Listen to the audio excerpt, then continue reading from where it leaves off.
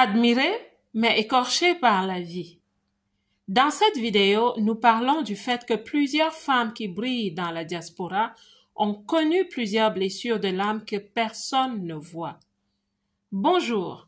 Sur cette chaîne, je parle et motive la femme dans la diaspora qui a pris la ferme décision de réussir loin de chez elle. Elle a compris que cela passe par un travail sur elle-même. Si vous êtes nouvelle et abonnée sur cette chaîne, soyez les bienvenus. Connaissez-vous la méthode japonaise Kintsugi? C'est l'art de réparer des objets brisés en les sublimant avec de l'or. En d'autres termes, on remet ensemble les brisures en les collant avec de l'or. Après ce travail, la pièce a l'apparence d'un objet qui porte des cicatrices en or. C'est très beau. C'est un art qui permet de transformer l'esthétique de la pièce, de rappeler sa vulnérabilité et en même temps sa résilience. La vie des femmes réussies en général a cela, encore plus quand elles sont loin de chez elles. Dans la diaspora, chacune a son histoire. Certaines ont connu des hauts et des bas, d'autres même des bassesses de la vie. Ces femmes qui réussissent ont souvent des blessures. Les femmes admirées et blessées par la vie est une réalité complexe où l'apparence extérieure et les réussites sociales des femmes masquent souvent des souffrances intérieures profondes. Généralement, on va à l'étranger comme si on allait à l'Eldorado. On rêve d'une meilleure vie dans un pays qui nous a été conté, parfois avec exagération. On se dit que tout va aller bien très vite. Chacune vient pour ses raisons. Certaines, c'est pour des raisons d'asile, d'autres, c'est pour recommencer ailleurs ou pour fuir la pauvreté. Pourquoi pas? Le vrai visage de l'immigration se découvre quand on arrive. Quand je venais d'arriver à l'étranger il y a de longues années, j'avais rencontré une jeune femme arrivée pour retrouver un homme. Celui-ci l'avait fait venir pour une relation. Il lui avait fait des promesses d'une vie meilleure ensemble à l'étranger. Quand elle débarque, les conditions de vie de cet homme étaient presque misérables. Quelle déception entre ce qu'il avait promis et sa réalité. Je vous réserve cette histoire dans un autre narratif bientôt. Dans la diaspora, les femmes sont confrontées à des blessures diverses. Certaines arrivent pour un travail promis, mais se retrouvent dans des réseaux de proxénétisme. On entend parfois parler des mamas, qui font venir des femmes de leur pays qu'elles placent chez des hommes comme une machine en location. Ceux qui sont loin ne s'imaginent pas les peines et douleurs vécues par les leurs à l'étranger. Certaines femmes encore, c'est les injustices sociales qui leur percent le cœur et l'âme. Tout cela laisse des séquelles tellement profondes. Il s'agit parfois de violence, de discrimination, de pression sociétale ou de défis personnels. Les femmes de la diaspora, surtout celles qui ne jettent pas l'éponge, bravent des montagnes, traversent des murs et savent se ramasser quand elles se brisent en morceaux afin de se recalibrer, comme avec l'art du kintsugi, pour briller malgré les douleurs. Contrairement à ce qu'on croit, les femmes réussissent bien dans la diaspora.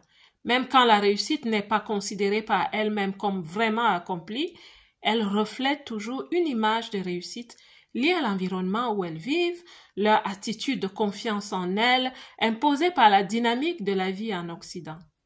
La vie en Occident est dynamique. Quand je venais d'arriver, je me demandais pourquoi tout le monde courait dans la rue.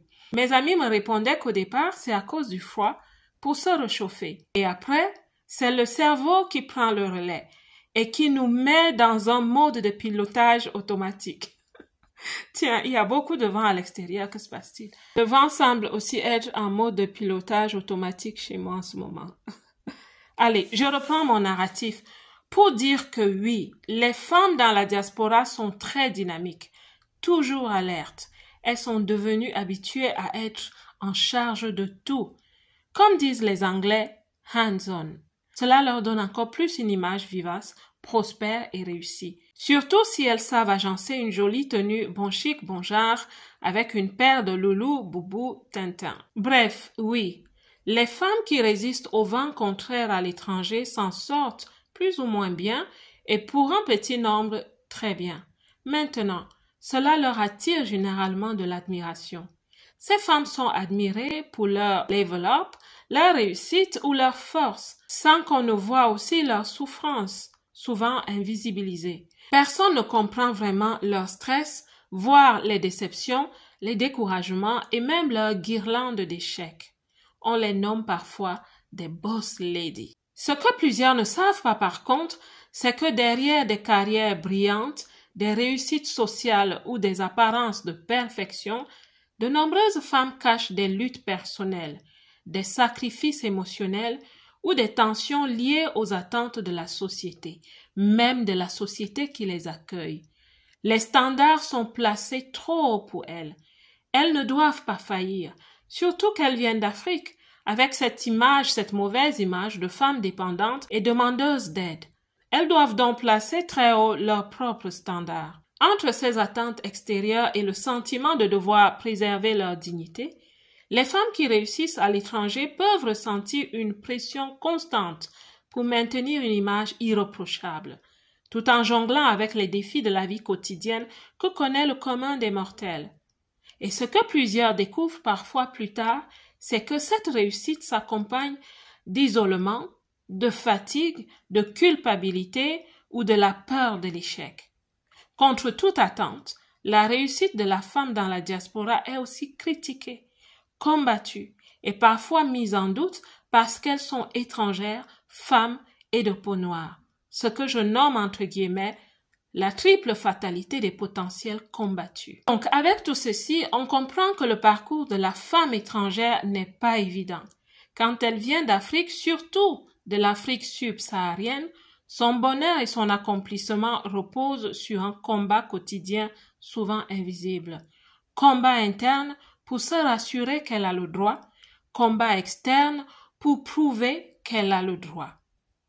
On n'en parle pas beaucoup, mais plusieurs femmes ont dû se compromettre pour atteindre des objectifs inhumains.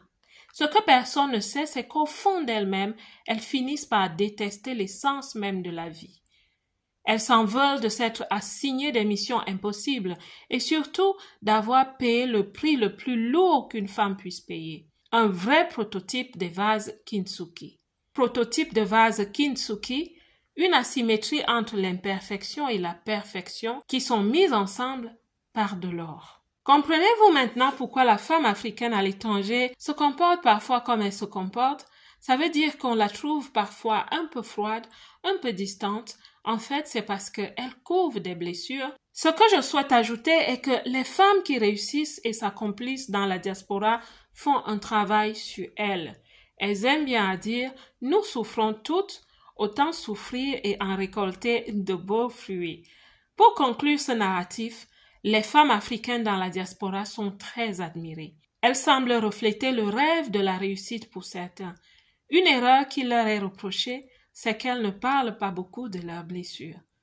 J'espère que cette analyse a pu lever un pan de voile sur la réalité des femmes qui ne jettent pas l'éponge dans la diaspora.